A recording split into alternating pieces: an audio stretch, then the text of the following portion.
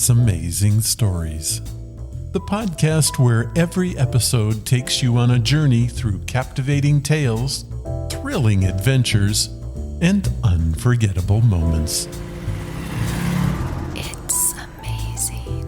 From heart-pounding mysteries to inspiring true stories, we'll bring you narratives that will spark your imagination and keep you on the edge of your seat. So sit back, relax, and get ready to explore the extraordinary. Because with Ron, every story is an amazing story. That's amazing.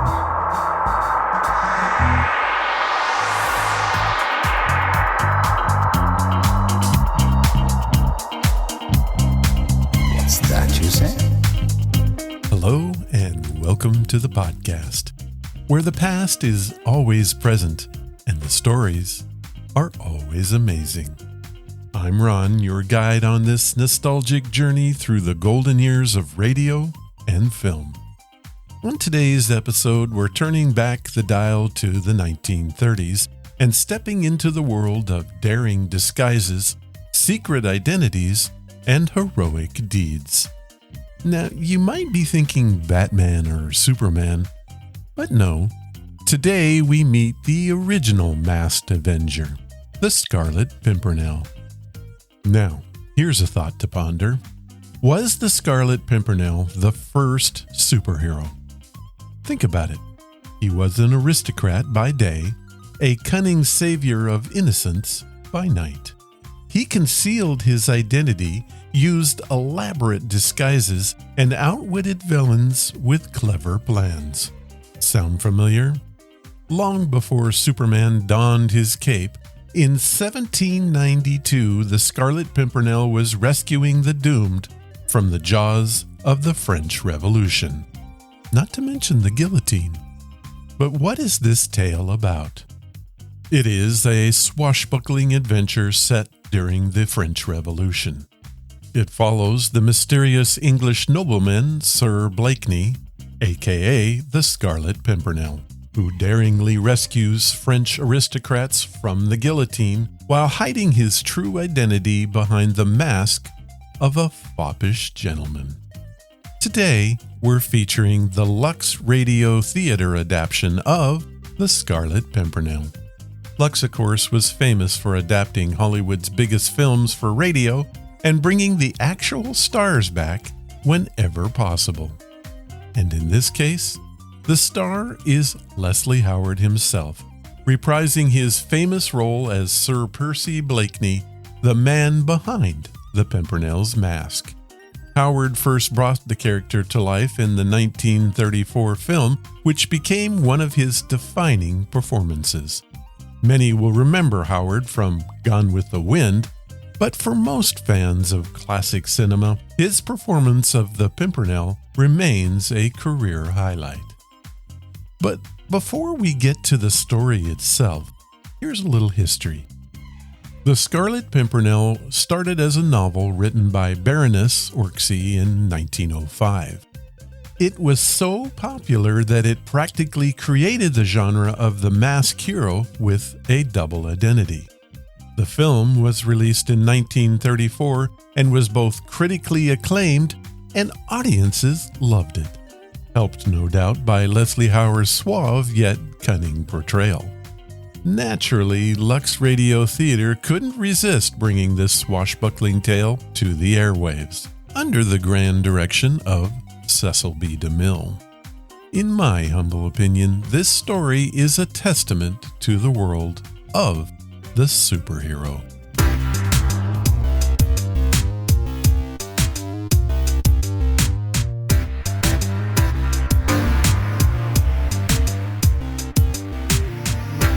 And now settle in as we join Sir Percy Blakeney on his daring adventures. From the shadows of the French Revolution to the glittering ballrooms of England, he's ready to deceive, outsmart, and rescue once again. From the golden age of radio presented by Lux Radio Theater, here is The Scarlet Pimpernel, starring Leslie Howard. It first aired on December 12th, 1938. Greetings from Hollywood, ladies and gentlemen. They call it the poor man's weather glass, this little crimson flower that lends a splash of color to English waysides and closes up its petals in warning whenever there's a storm approaching. They also call it the Scarlet Pimpernel. And by the mark of this flower only, the mysterious hero of our play, Sir Percy Blakeney, signed his daring exploits. As a play, the Scarlet Pimpernel was performed over 5,000 times, and it's perhaps the most popular screen characterization of the celebrated star who reenacts the title role for Lux listeners tonight, Mr. Leslie Howard. All the acclaim the stage and screen can bring a star has been won by Mr. Howard. He may continue his career as an actor, but should his present plans materialize, he'll also join the ranks of film producers, which I hope he does. Olivia de Havilland, who's been away from our stage too long, is the brown-haired, brown-eyed heroine of Warner Brothers' new production, Dodge City, in which she plays opposite Errol Flynn. She's co-starred tonight as Marguerite, and Dennis Green plays Chauvelin. The Lux Radio Theater presents Leslie Howard and Olivia de Havilland in The Scarlet Pimpernel.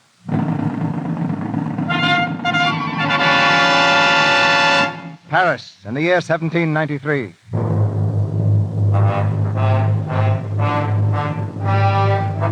The French Revolution is over, but the reign of terror casts its gruesome shadow across the city.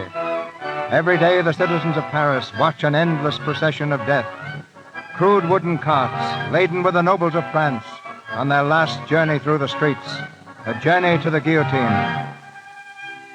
Into this maelstrom comes one man to stem the rising tide of French blood, an Englishman, known only as the Scarlet Pimpernel, the object of every nobleman's prayer and every revolutionist's curse. He works silently, mysteriously, and successfully. In his native England, they speak of him with bated breath. The Scarlet Pimpernel. He's the only hope the French nobles have. The Scarlet Pimpernel? Does anyone know who he is? No, madam, but I must confess I feel quite proud when I remember that he is an Englishman. They say he's always in disguise. Oh, he's an actor, that man. He speaks French like a Frenchman, they say. And I've heard he can assume 100 disguises in an hour's time. An old hag, a peddler, a captain of the guards. You never know in what dress the Scarlet Pimpernel will strike. And now the Scarlet Pimpernel is about to strike again. Into a barber's shop in Paris comes an old man in the black robes of a priest. The French barber greets him jovially. Good morning, Father. You wish to be shaved this morning? Yes, if you please, Barber. Sit down. Have you come from the square, Father? The guillotine is busy again today, eh? I don't know. I didn't stop. No? Well, it is always the same. The drums roll, the knife falls, and another aristocrat parts company with his head. Yes, very monotonous. And so clumsy. That great, ugly machine. When all they need is a sharp razor like this, a quick grip, and flick. Oh, please, don't flick quite so close to my throat. I only want a shave. You? You are all right, Father. But I wish they'd give me a few aristocrats to shave. Can you not see me dealing with the Scarlet Pimpernel?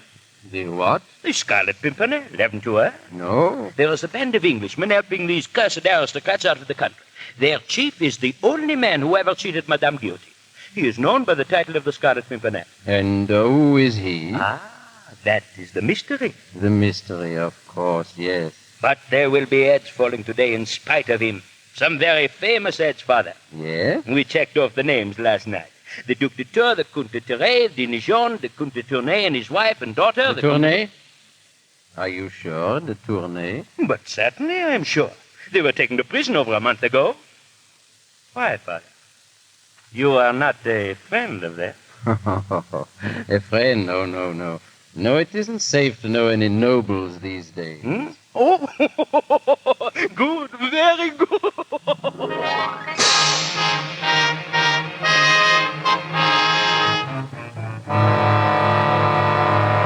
You wish to see the former Comte de Tournay, is that so, Father? Yes, if you don't mind. Very well, Father. They haven't long now. You'll find the former Comte de Tournay in that room over there. Thank you.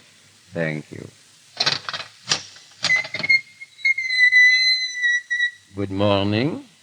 Are you the Comte de Tournay? Yes. I suppose you have come to offer me the last rites, Father. In a manner of speaking. If you will just look at this passage I have marked in the book, your spirits will be uplifted. I am not afraid to die, Father. Even so, it is sometimes better to live, my son. To live? What do you...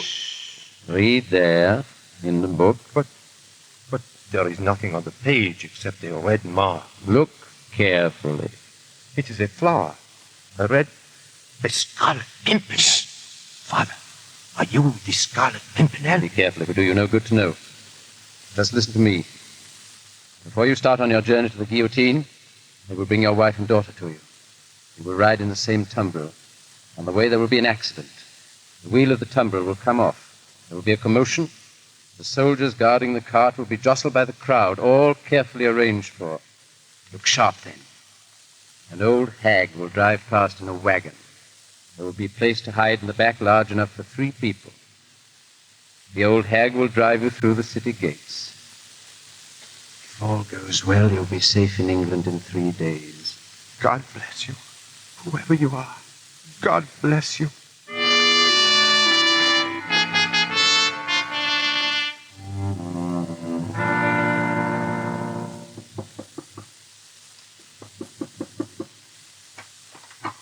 Well, what is it?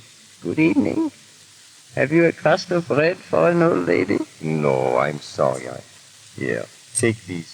Thank you, monsieur. Thank you. Good night. Oh, wait. Isn't this the home of Monsieur Armand Saint-Just? Why, yes, I am Armand Saint-Just. What do you want? I want to come in, Armand. Percy! Quickly, quickly! Good Lord, Percy. How are you, Armand? I'm afraid I will always be startled at these disguises of yours. Last time I saw you, you were a priest. And now I'm an old hag. Here, help me out of these clothes. I feel silly. Did you get to the Tournays out of the city? I got the girl and the countess. What happened to de Tournay? He wasn't in the tumbril. I know. He was remanded the last minute. Why? Because Robespierre wants to see him. And Robespierre wants to see him because the ambassador of the French Republic has come over from London. Chauvelin? Here in Paris? Yes. All in your honor, Percy. Your work is becoming even more dangerous than it was. Our work, Armand. Well, let's hope Chauvelin will go back to England, knowing less than ever. I'll be going back myself for a few days. Then we must lay our plans to free de Tournay. Percy, aren't you risking too much? Why do you persist in this mad sport? Why do you? Why? Because I'm a Frenchman. This is my country. But you are English. You are Sir Percy Blakeney, an English baronet with a lovely home and a charming wife. Even if she is your sister. My sister or not, I'd still say Marguerite is charming. Or perhaps you don't think so any longer. Why do you say that? Has she said anything to you? She hinted at it in her last letter. She said you changed, Percy. Did she? Well, I have changed. I'm rarely at home now, and when I am, I play the fop. I'm insipid, vain, silly. I think only of the latest fashions in clothes, the latest court gossip. But all for good reason, Armand. The greater fool I am in England, the safer I'll be in France. But you could tell Marguerite. No. Just so she would understand. I said no, and don't you tell her. Armand, you ask me why I live over here in the shadow of the guillotine while heads fall one after another. I can save only a few, I know that. The rest have to die. People I know and love. Innocent people, kindly people. Herded together like sheep and butchered like cattle. But what has it to do with you? Armand, do you remember the case of the Saint-Cyr family? I think so. You were one of the first families to go to the guillotine. Yes, because they were betrayed, Armand. Before their execution, they told me who it was who had betrayed them. It was Marguerite. My sister. My wife. It was a lie. I wish I could believe that, but I can't. I watched that execution, Armand. The Marquis, his wife, his son. And it was my wife who put them there. So that's when you stopped loving her. What a tragedy. Stopped? I shall love her till I die. That's the tragedy. And it's to make up for what she did to them that you are risk your own life, week after week, to rescue the others. Oh, don't be so heroic, Armand. I got a smack in the eye and took refuge in sport. And what a sport. By gad, I think I shall give up fox hunting this winter. Percy, don't joke about it. I have to. It's the only thing that can save me. Well, I'm off for England in the morning, Armand. My love to Monsieur Chauvelin, if you should see him.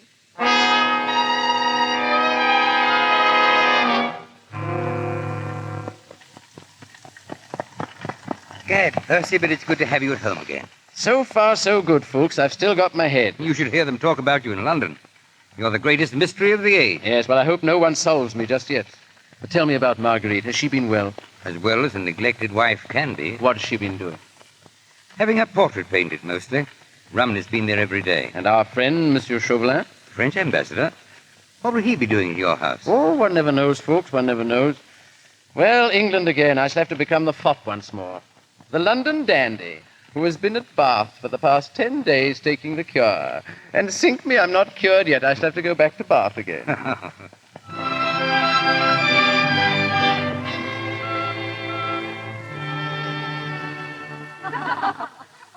Lady Blakeney.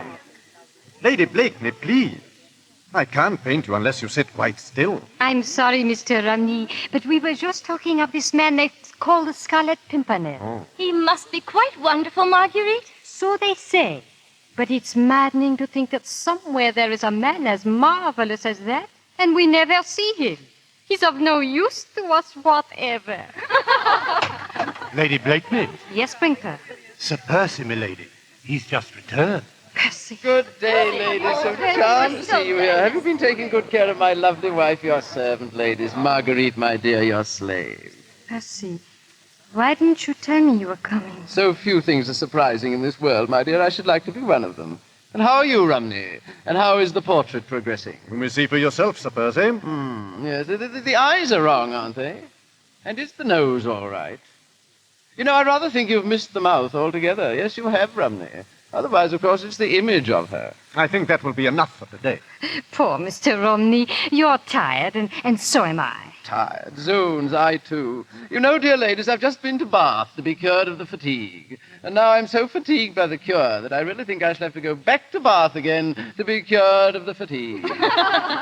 Marguerite, my dear, we must be going. Yes, goodbye, my dear. Goodbye. Goodbye. Your servant, ladies, your servant. Well, Percy, what do you think of my portrait? It's clever. But there's something lacking. What? I don't know. There's a look in the eyes. He's lost it. Perhaps I've lost it. Perhaps it was happiness. Good gad, my dear, how you could be unhappy, I can't imagine. Can't you? Percy, can't you? No, cursed if I can. Why, you're the most courted woman in town. By whom? By everybody. Except you. Oh, but my dear, I'm your husband. Months after we were married, we were still happy. And then came this estrangement. Heaven knows it's not of my making. Can you honestly say that?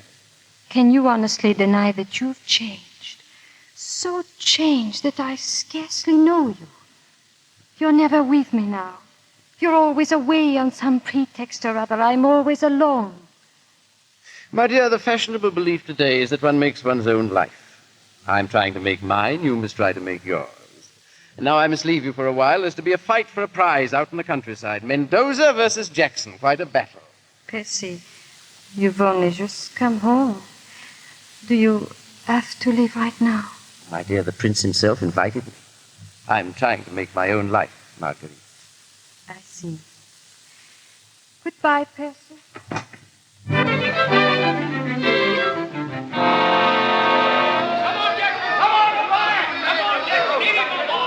Mendoza's groggy. He's done for, Don't Percy. you believe it, Your Highness? He's foxing. You wait until the 30th round. I'll wager 100 guineas he won't last 2 more rounds. Done. Come on, Mendoza. Come on, Jackson. Percy. Folks, sit down. Percy, I've got to speak to you at once. Pardon me, Your Highness. Well, folks? Percy, it's Chauvelin. He's returned to England. Chauvelin? Where is he? He's... Well, come on, folks. Come on, man. Where is he? He's at your house, Percy. My house? Order my carriage. I'm leaving at once.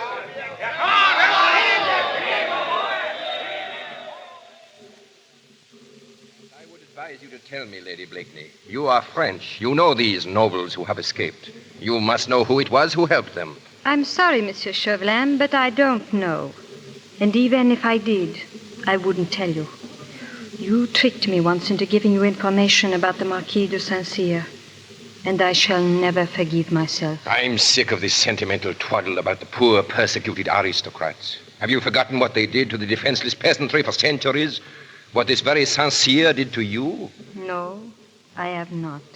But I'm no spy. Then that is your last word? Absolutely. I wonder.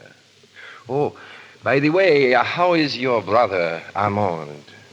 He is very well, I hope. I hope so, too. But yesterday he was arrested. Arrested? At Boulogne. What for? As a traitor to his country. Traitor? Oh, you're lying, Chauvelin, trying to trick me again. I have the proof of his guilt in my pocket. A note he once wrote to the Scarlet Pimpernel. This scrap of paper will certainly send your brother to the guillotine. Unless, of course, you care to redeem it. Bring me the name of the Pimpernel, and this is yours. But even if I wanted to, I don't know it. Find it. How can I, if you can't with an army of spies? Because you go everywhere and know everyone in his circle. That much I do know. And this also, that he will be among the guests tomorrow night at the Grenville Ball. So will half the world. That seems impossible. To a clever woman whose brother's life is at stake, nothing's impossible. Well, do you swear to give me that paper? The moment I catch the Scarlet Pimpernel. Zoons, that name again. Percy. I've heard nothing else all day, at the club, at the fight, and now here. I protest the fellow's a public nuisance. Oh, I beg your pardon, my dear. Do I intrude? No. This is an old acquaintance, Monsieur Chauvelin, the French ambassador. My husband. Charmed, delighted, enchanted. The devilish clever race, the French. How they speak that unspeakable language of theirs defeats me. You flattered us, Sir Percy. No. You've got the cleverest heads in the world. The only trouble is you all go to pieces round the neck. Round the neck? Yes. Now look at your cravat. Sink me, what a mess. Now, if you'd really like to know how to tie a cravat, I'll tell you. But it isn't easy, you know. It takes all my brains. Yes, I'm sure it would. Yeah, of course it would. Now, you see, look here. First of all, the thing goes twice round the neck. And then the front folds back to allow the back to come to the front. Otherwise, of course, the front would be all behind as it was before, you see? Percy, what are you talking about? You don't follow me, my dear. It's exactly what I say. It takes brains, doesn't it, Mr. Chauvelin? One can see that. Yes, of course one can. Well, yes. Good day, Lady Blakeney. No, don't go, no. I want you to hear my verse about that Pimpernel fellow. You'll love it, Chauvelin. Now, listen here. They seek him here, they seek him there. Those Frenchies seek him everywhere. Is he in heaven? Is he in... that dim, elusive Pimpernel. Delightful. Yes, I wrote it, you know. It's clever. Huh? Yes, especially that line, those Frenchies seek him everywhere. Oh, yes. I like that, too, yes. Because, you see, I hear that they do. And that gives the line sort of a something, that gives it a sort of a something.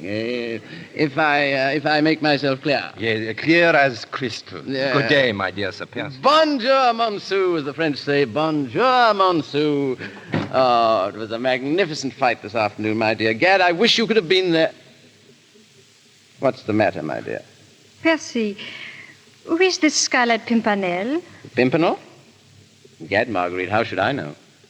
What's your interest in the Scarlet Pimpernel? Oh, no more than any other woman's. We'd all like to know who he is. Yeah, so would your friend Chauvelin, I'll wager. What makes you say that? Well, isn't that what he's here for? Didn't he tell you? Why should he? Why not? Mind you, the man's clever, but a fellow who can't even tie his own cravat isn't likely to put a noose round the Pimpernel's neck, is he? Oh, Percy, can't you ever rise above trivialities? Can't rise above anything more than 3 syllables, my dear. Never could. You were a man once. A man a woman could look up to. Could turn to in trouble. And now, I wouldn't know where to begin. Could you begin by telling me what the trouble is? What's the use? We don't speak the same language. We did once, but I don't think we ever will again. Really? Well, perhaps you're right, my dear.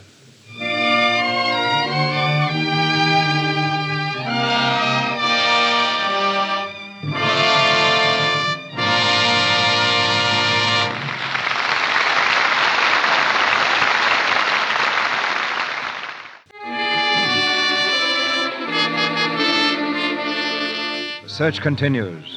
The search for the cursed, elusive Pimpernel. Forced by Chauvelin to lend her assistance, Marguerite attends Lord Grenville's ball.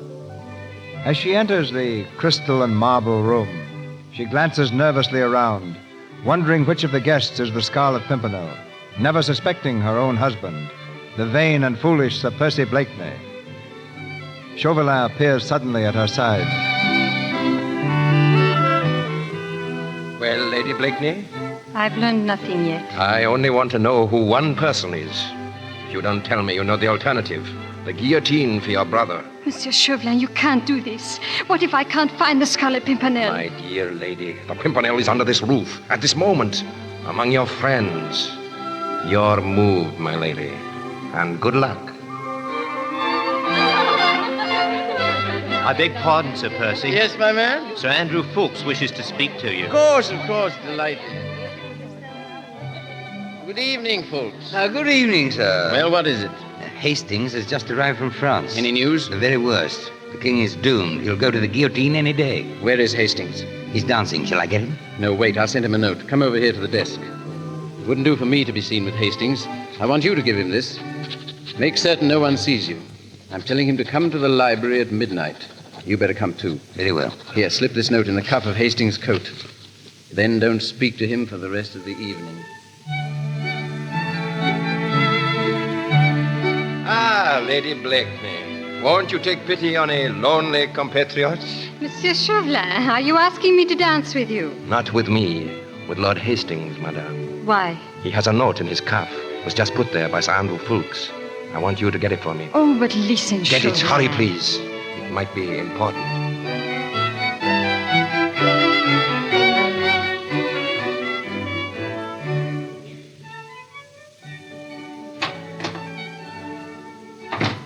Come in, please. Well, Lady Blakeney, did you get that note from Hastings? No, You didn't? I couldn't. I think he suspected me. I pretended to turn my ankle. He helped me upstairs, and then while I was sitting there, he read the note and burned it. Then he left. He burned the note? Yes, but not entirely. Some of the pieces were left. The note began... Go on, quickly. It said, "Start tomorrow myself," and the last sentence was, "Will be in the library at midnight." Thank you, Lady Blakeney. And now, if your labors have tired you, you are quite at liberty to go home. Thank you. I will. Are you certain of this, Fawkes? Quite certain. Hastings burned the note, Percy, as you've always ordered us to. Then he went back to the room, and she was reading what was left of it. And she went to Chauvelin? Yes. You know what that means, Percy. It means that Chauvelin knows that the Scarlet Pimpernel will be in the library at 12 o'clock. Perhaps. And perhaps he will. Is this the library? Yes, Monsieur Chauvelin. Have you seen anyone go in or come out of this room in the last few minutes? No, sir. Who is that on the sofa? Oh, I don't know, monsieur. He must be asleep. Please wake him up and ask him to leave. I have an important engagement here. It's Sir Percy Blakeney, sir. Blakeney, that fool. Wake him up and ask him if he'll have the decency to go home and sleep in his own bed. Yes, sir. Sir Percy. Sir Percy. What is it? What is it? Is there no peace for the weary? What ails you, man? The French ambassador, Sir Percy. He would like to have the library to himself. The French ambassador? Ah, Monsieur Chauvelin. I am sorry to disturb you, Sir Percy, but I have an important engagement here. Really, Gad, there's not a comfortable sofa anywhere else in the house. I've tried them all. Sit down, Monsieur. What time is this gentleman to appear? He's a little late. If you don't mind, I'll wait for him alone. No, not at all, not at all. By the way, what do ambassadors talk about in libraries at midnight? It must be very fatiguing. Are you afraid England is going to declare war on France? That does not concern me at the moment. Is that so? Your revolution now. Now, there's a great bore. How's it going? Do you think you'll win? We have won, sir. Oh, you have, I see. Yes. Have I been asleep that long? I hate to hurry you, Sir Percy, but I'm afraid your presence here is keeping my friend from entering. Oh, he can come in. Is he outside? Oh, come in, do, sir. Please don't stand on ceremony. I hardly think that will persuade him. Ah, this must be a very secret meeting. I have it. I'll wager you're expecting that Scarlet Pimpernel. Is that it? Sir Percy, you're becoming insufferable. Oh, Monsieur Chauvelin, you would not deprive me. Let me hide behind a curtain. Anything. Just let me be the first in London to glimpse that mystery man. Well, I'll be the most popular man at the club. It is too late now. He has been warned. Oh, then I shall miss him. Oh, sink me. Well, good night, Monsieur. Better luck next time. Good night.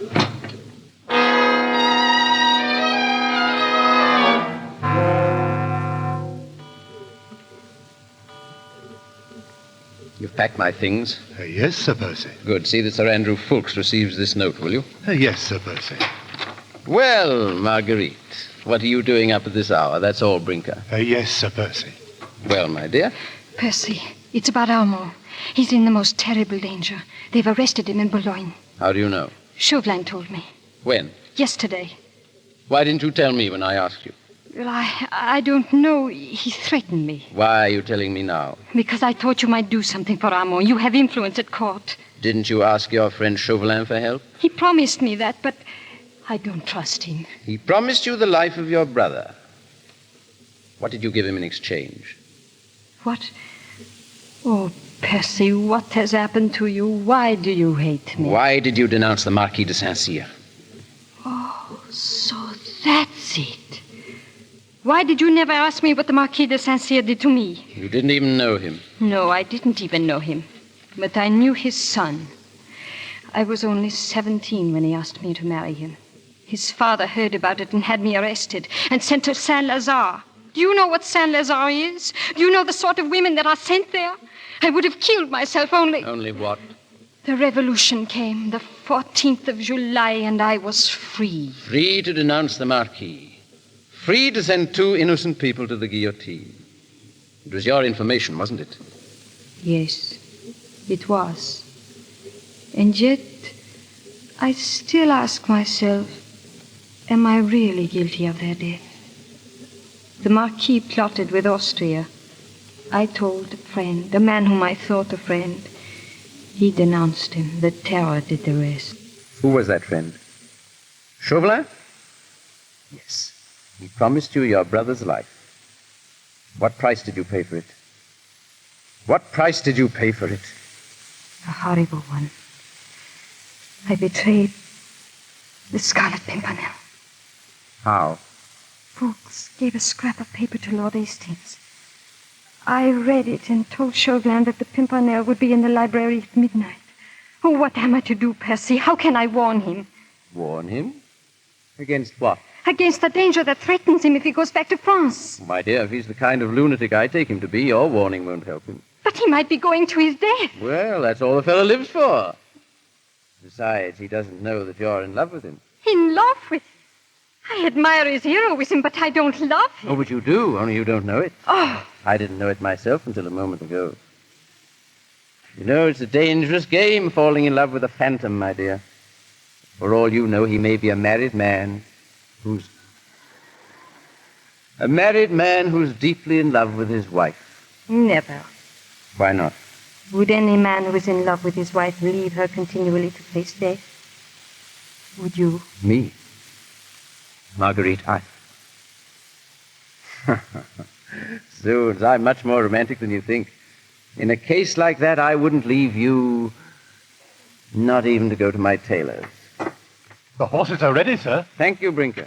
Are you going away? Yes, didn't I tell you? Important business in town in the morning. Goodbye, my dear. Your tailors, I suppose. Not only my tailors, but also my bootmakers. And incidentally, I want to see what my influence is worth at court. For that little matter of your brother, perhaps I can help. Oh, Percy, if you could, I'd love you all my life. Gad, I must remember that, my dear. Goodbye. Milady? What is it, Brinker? It's very late, milady. I suppose you want me to leave this room. I've never been here quite alone, have I? I know, milady. I've hardly even noticed the furnishings. Is that portrait of Sir Percy one of Romney's? Yes, milady. A very fine one, too. He's a great believer in detail, isn't he? Look at that ring on Sir Percy's finger. You'd think it was... Brinker. Yes, milady? Have you ever noticed that ring? Why, no. It's a seal ring, milady. Look closely. That flower, engraved on the stone. What is it, Brinker? Why, bless my soul. It's a Scarlet Pimpernel. My lady. Well? A letter to be delivered into your ladyship's hands. From Sir Percy? No, madam. From His Excellency, the French ambassador. Give it to me. My lady, I have at last discovered the identity of the Scarlet Pimpernel. I hope to catch him tomorrow and true to my word, bring her. Yes, milady? Order my carriage at once. I must see Sir Andrew Ffoulkes.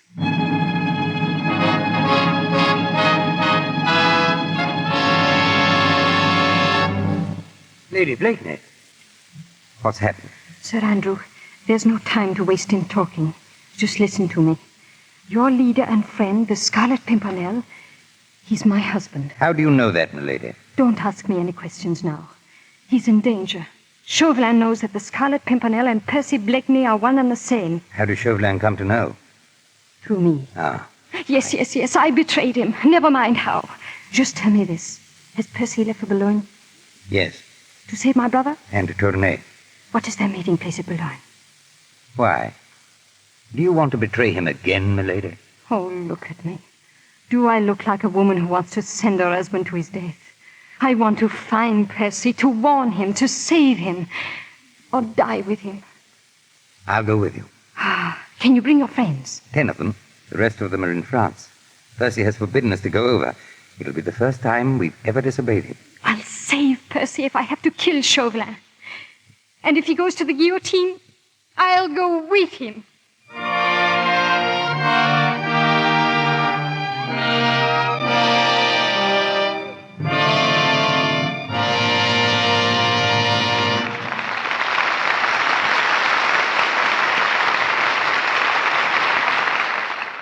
In addition to being foremost authority on the period of tonight's play, Madame Hilda Grenier, like our drama, has been intimately concerned with English nobility all her life.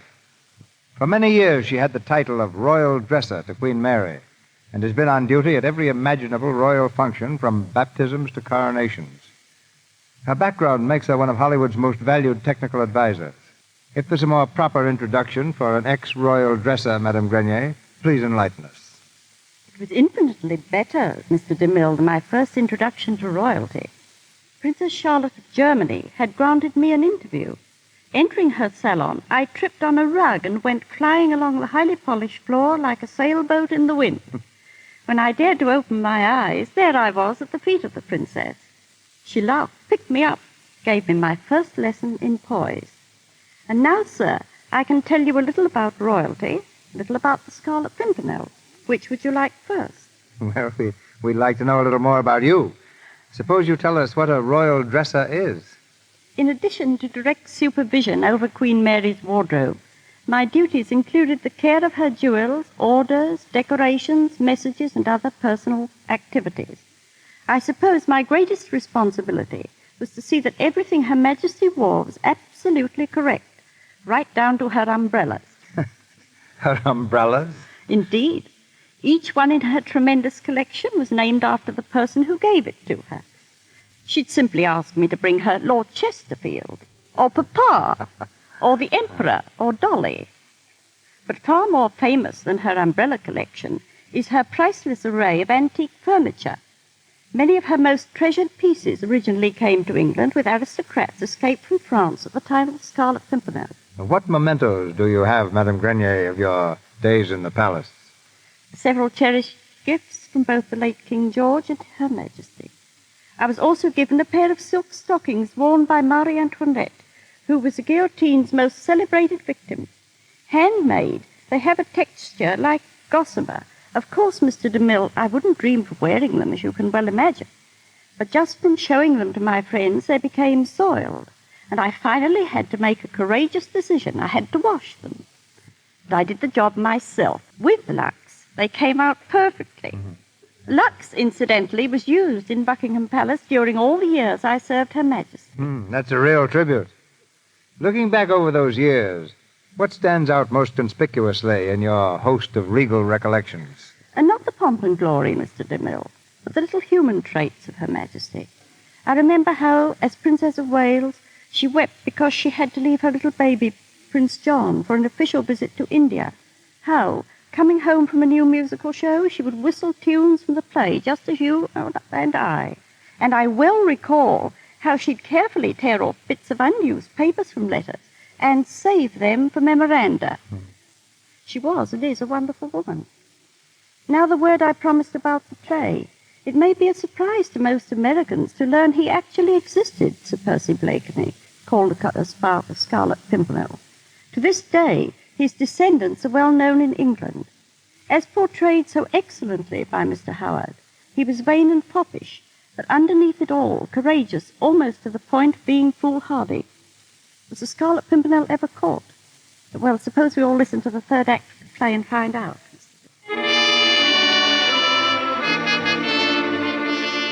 Armed with the knowledge that her husband is the Scarlet Pimpernel, Marguerite takes ship for France to be with him in his hour of danger. With Sir Andrew Fuchs, she stands on deck as their boat plows its way across the English Channel. Just ahead lies the coast of France, a few flickering lights in the darkness. You'd better go below, Lady Blakeney. We'll be coming in soon. What was the name of that inn, the one you told me of? The Lion d'Or. Sir Percy's headquarters on this coast. And he'll be there at 10 o'clock. You're certain? If all goes well, he'll be there. But Chauvelin knows that Percy is the Pimpernel. What if he goes there, too? We can only hope that he won't. If Percy can escape this time, he'll never go back again. Never again. If he can free de Tournay and Armand, his mission is over. His mission that I drove him to. Sir Andrew, will we be there in time? I think so. Ah, there are the lights now. Lights? Yes, the signal. You see the window of that house off there to the left? That's the Lion d'Or. See the light swinging back and forth? That means it's safe. Up and down means danger. You want to turn back now? I can't go with you, Lady Blakeney. Don't worry. I shall be all right. He has been risking his life every day for me. I can risk mine once for him.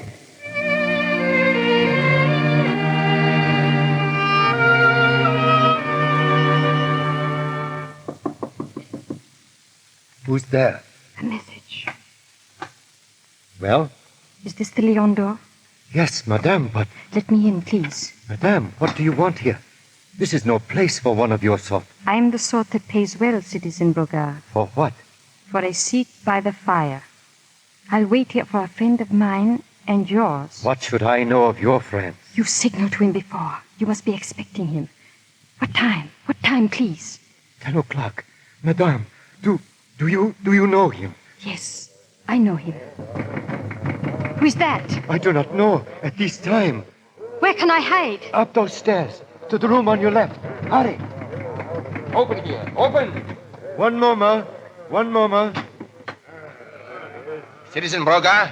Yes? Under arrest. Take him, Sergeant. What for? Betraying the Republic, helping the enemies of France, smuggling aristocrats out of the country. That's a lie. You've got one chance. Take it, or I'll hang you now from your own sign. Your leader's coming here tonight, isn't he? Isn't he? Yes. What time? He ordered his boat to be off the point at 10 o'clock. But he'll call here first for his passengers, won't he? He might. Might. You look pretty swinging in the wind. How does he know it's safe? What is the signal? Sergeant, ask him what the signal is. A twist of the arm will help him to remember. Speak up. Don't. I'll tell. A lantern in the attic window, waved up and down for danger. Across the window, when all is clear. Thank you, citizen. Sergeant, you may take Citizen Brogard outside. For danger. Oh, God, let him see the signal. Let him see it. Up and... Put down that light, Lady Blakeney. Chauvelin. We meet again. Permit me, madame, but you were giving the signals incorrectly. Up and down means danger. That will drive the Pimpernel away. You must move the light back and forth across the window. So. Now he will come to us. Chauvelin, listen to me. He's my husband. A fact that you neglected to mention a few days ago. You've got to let him go. I'll do anything you want. I'll give you any information you can, but you've got to let him go free. Don't be a fool. You've no more information to give. Even if you had, do you suppose I'd sacrifice my meeting with the Scarlet Pimpernel for it? Monsieur Chauvelin. Well? Coach, monsieur, is pulling up at the door. Ah, our friend is early. I'll let him in myself. Sergeant, you shall have the privilege of watching over the Republic's most charming prisoner for the rest of the evening.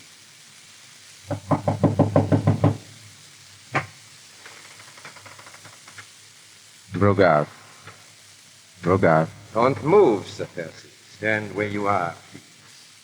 Monsieur Chauvelin, Well, this is a surprise. Yes, I thought it would be. Yes, a very pleasant one, too. How nice of you to wait up for me. The time for laughing is past, Sir Percy.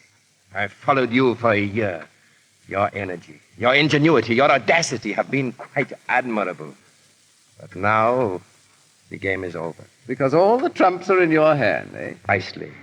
This house is surrounded by my soldiers. I have only to raise my voice. Yes, of course, I see your point, yes. But suppose I could reach the door.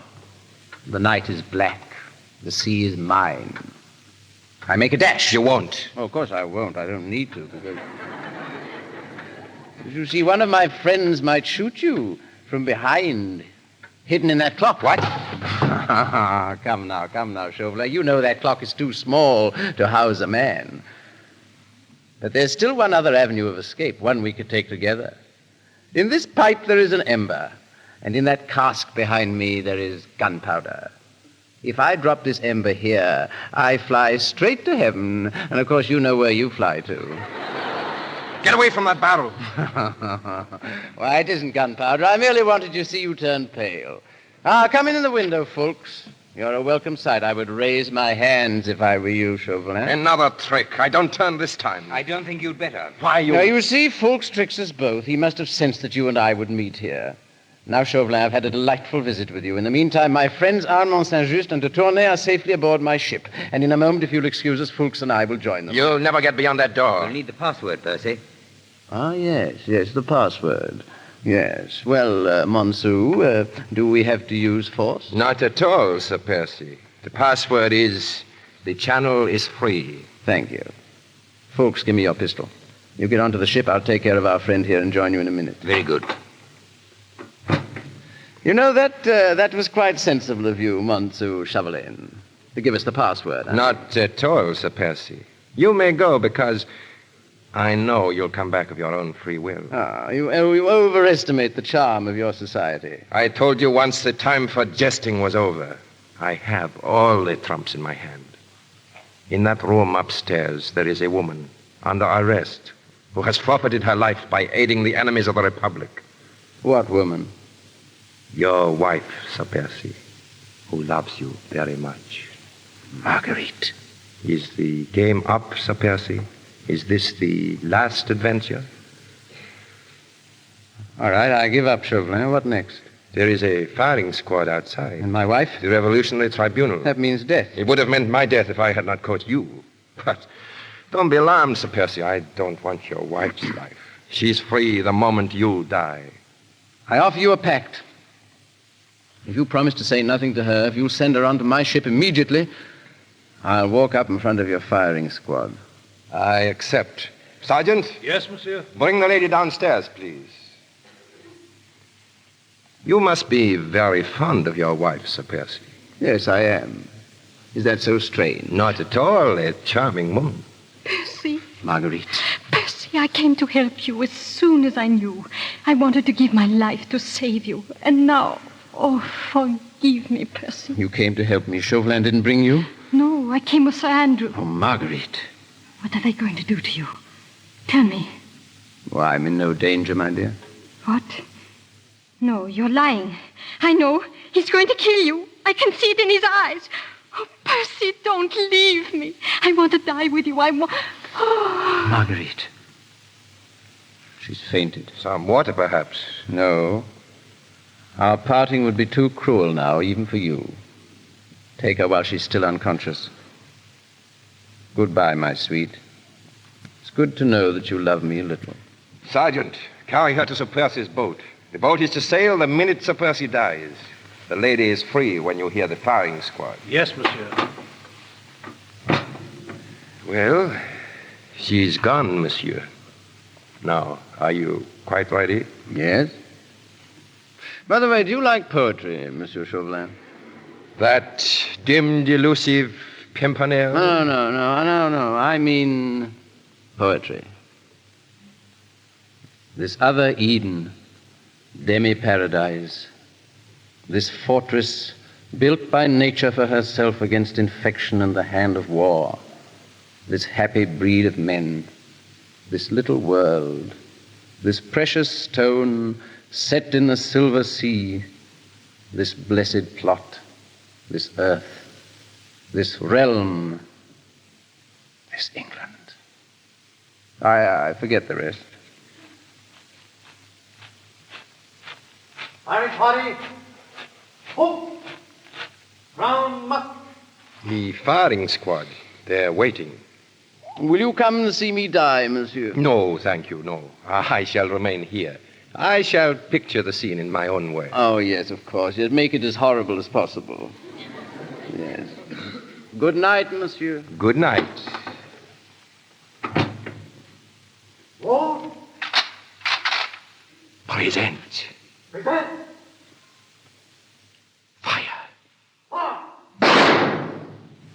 That damned elusive Pimpernel.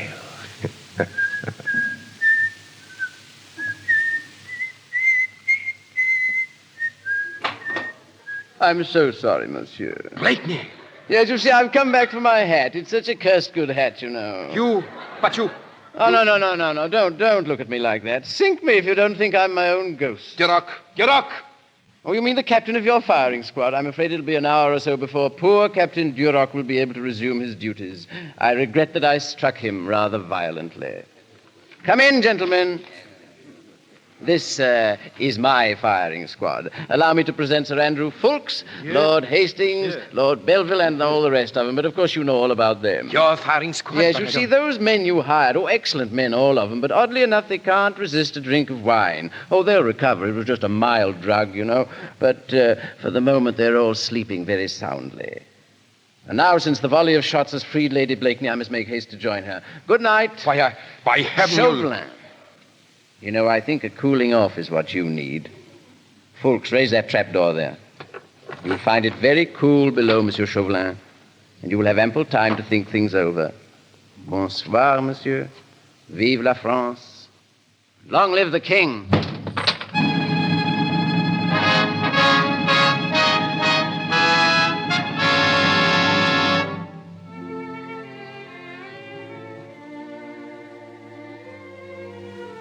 Percy, you're here. They told me. Yes. Marguerite, my darling, I'm here. We're on our way to England. That's all you have to know. Are we free now? Really free? I'm free, my sweet. But you... You know, Chauvelin said that you would not be free until the moment I die. Darling. And I won't let it be a moment sooner.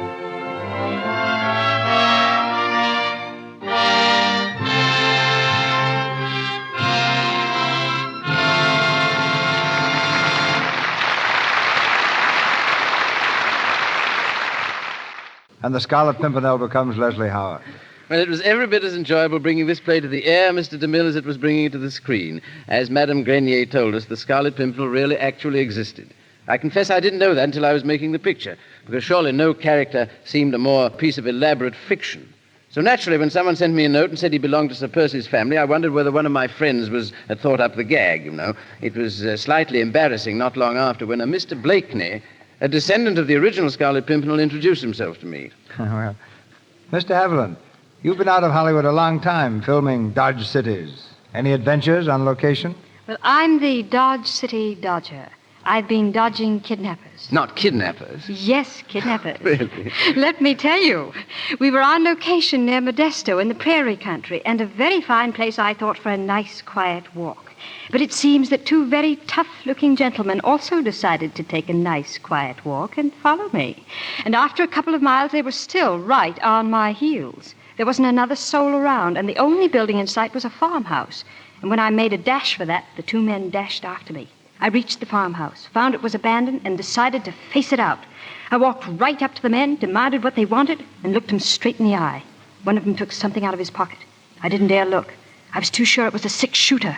Just as I was about to faint, the man poked it under my nose and said, "We sure would like your autograph, Mr. Haviland."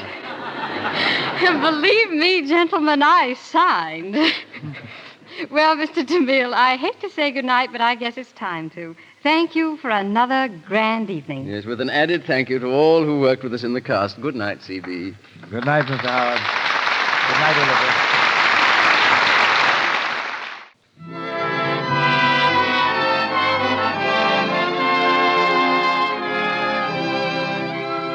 Our sponsors, the makers of Lux Flakes, join me in inviting you to be with us again next Monday night when the Lux Radio Theater presents Kid Galahad, starring Edward G. Robinson and Joan Bennett, with Wayne Morris and Andrea Leeds. And as the evening's special guest, the former heavyweight champion of the world, Jack Dempsey. This is Cecil B. DeMille saying good night to you from Hollywood.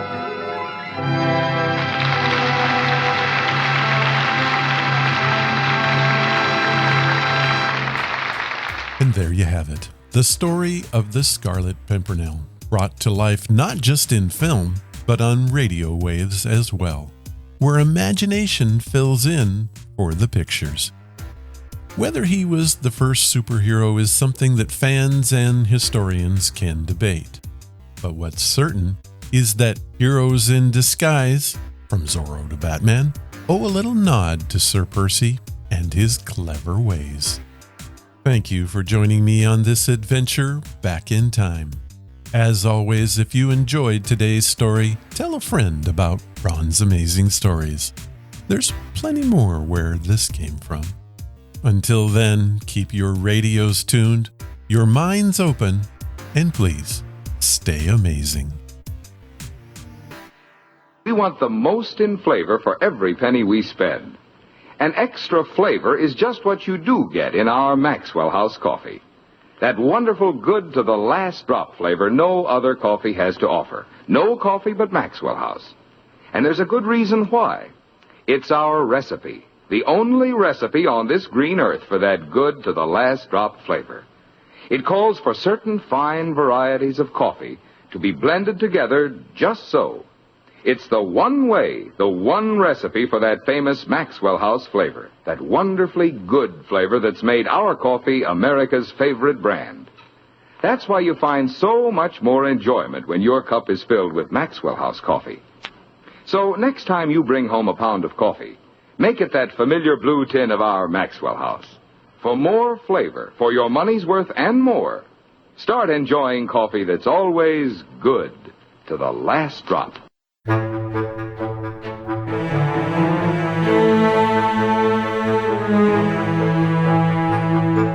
That was episode number 698, and it was brought to you by Audible. Head to audibletrial.com/Ron's Amazing Stories and get a free audiobook today. You'll help the show if you do. If you want to follow the podcast or the blog, head to ronsamazingstories.com. There you will find any of the links that I mentioned and how to contact us. Do you want to help the show? The best thing you can do is to tell your friends all about us and leave reviews and comments wherever you listen. Clicking that follow or like button helps us grow. Thank you for listening, and I hope you come again to find out what are Ron's Amazing Stories.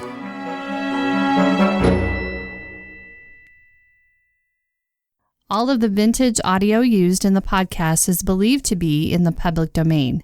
Ron's Amazing Stories does not own the rights to any of the old-time radio used here. If you hold the rights to any of the shows played, please contact us immediately at ronsamazingstories.com.